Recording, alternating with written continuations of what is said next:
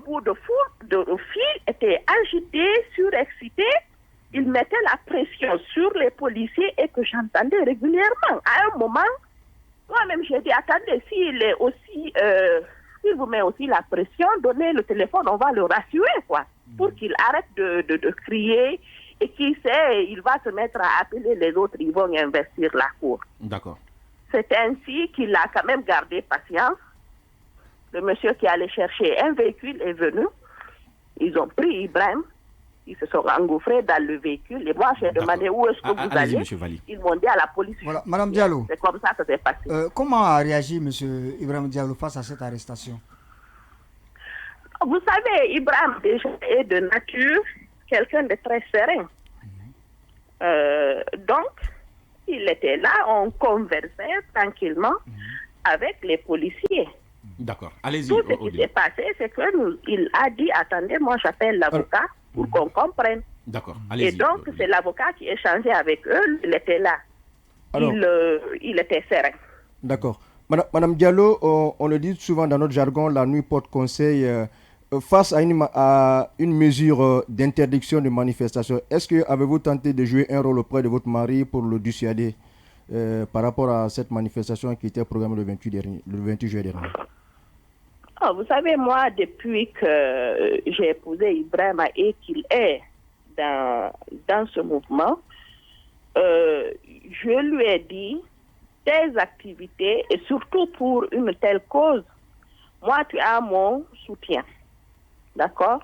Et à partir du moment où la situation se déroule autrement que nous tous, on ne veut pas, je ne peux pas non plus venir me dédire parce qu'il y a une certaine violation des droits humains et des libertés publiques. D'accord. Aujourd'hui, c'est dans cette situation. Moi, je suis qui pour leur dire non, ne faites pas ce que vous voulez faire. Parce que ce qui est sûr, aujourd'hui, il y a un certain nombre de Guinéens. Mais Madame Diallo, on sait que c'est récurrent. Du point de vue purement familial, vous êtes une mère de famille, que les policiers débarquent devant les enfants, devant le voisinage et ainsi de suite. Bon, à cause des activités de votre mari, est-ce que ça impacte votre foyer? Est-ce que ça impacte votre famille? Oui, alors au point de vue quand même moral, on peut se dire oui, ça ne se passe pas souvent très bien. Oui. Mais encore, ça revient à ce que je disais au départ. Quand on a vécu ça plusieurs fois, je pense qu'on s'accommode. Du coup, on n'est pas aussi affecté que la première ou la deuxième fois. D'accord. Donc, on va prendre on avait l'information déjà un jour plus tôt, oui. Moi, j'avais pris le soin de faire sortir les enfants, mon enfant et les vacanciers qui étaient dans la maison pour qu'au moins eux, ils ne vivent pas cela pour que ce soit un traumatisme pour eux. Donc, nous étions avertis et nous avons agi en tant que tels. D'accord. Alors, madame, vous êtes au CNT. Qu'est-ce que vous faites dans le cadre de ce genre de choses? Mais surtout, est-ce que vous allez démissionner? Est-ce que vous allez démissionner? Moi, je pense que hier, quand vous m'avez appelé, je vous ai dit clairement de départager les deux statuts. J'interviens dans le cadre de mon statut d'épouse et en tant que conseillère, je n'ai pas envie de mélanger les deux. Parce qu'aujourd'hui, qu'est-ce qui se passe? Nous sommes dans l'émotion. Oui. Et pour tout ce qu'il faut faire, il faut quand même avoir un certain recul pour prendre une décision. Donc, pour le moment, je n'ai pas envie d'intervenir. Vous avez tout à fait raison. Statut de conseillère. Toujours est-il que moi, je suis au CNT, pas au nom du FNDC, pas au nom de Ibrahim Diallo, mais au nom de notre corporation qui est la presse. Donc, si je dois prendre une telle décision, vous comprendrez que je dois suffisamment la mûrir, et non pas dans l'émotion, mais vraiment de plus réfléchir. On comprend parfaitement votre réaction et votre situation. Merci, Madame Diallo, d'avoir accepté de prendre la parole dans cette émission. Merci à vous aussi et bonne journée. 6h partir de 34 minutes dans la Guinée du colonel Mamadi Doumbouya, juste après cette transition.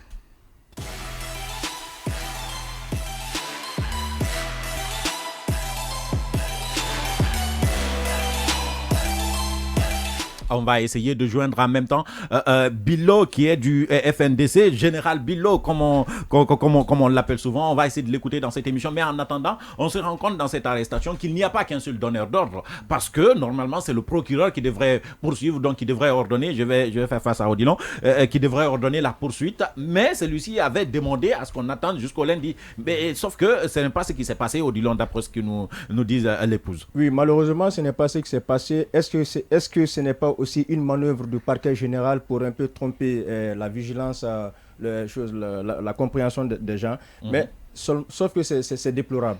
Pour la même infraction, pour la même infraction qu'il y ait des convocations qui soient émises par des services différents, vraiment, ça mérite de se questionner. Mais ce qu'il est à saluer, c'est quoi dans cette affaire? Bien qu'il y ait bicéphalisme dans la poursuite, c'est les conditions dans lesquelles il n'a pas été violenté. D'accord. Là, il faut le saluer. Pas non plus à ce qu'il soit violenté. Hein. Non. La violence est une exception. Non, oui, Mohamed Ali, franchement, vous savez, il y a une sorte de violence en fait. Parce que quand vous venez dans l'administration de quelqu'un, c'est une sorte de violence. Je l'ai rappelé, je crois, une fois, même en temps normal. Même en temps normal, l'autorité administrative peut recourir à la force, mais sous réserve de certaines conditions à remplir. À plus forte raison que nous nous trouvions dans une situation d'exception. Nous sommes dans une situation d'exception. Encore, ce sont les corollaires d'un coup d'État que nous sommes en train de vivre. Donc, quand on est dans une telle situation, il y a la question du respect des droits de l'homme et de violation des droits de l'homme qui doivent se concilier par moment. Donc, c'est en cela, je dis qu'il faut saluer les conditions dans lesquelles M. Ibrahima Diallo a été interpellé. Moi,